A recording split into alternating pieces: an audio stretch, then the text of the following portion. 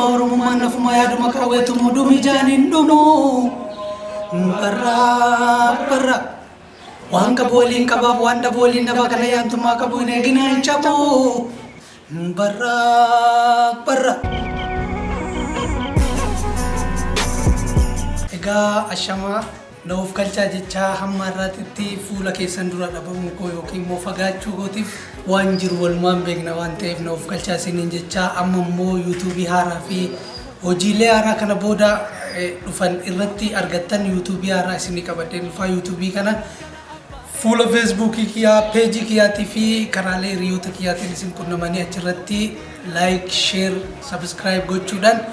hojiilee kana booda keekiyyaa badhaadhaa dalagu hundumaayyuu akka achirratti argattan waadan isin seenaa isa saniif immoo arra boru iftaan kan hin jenne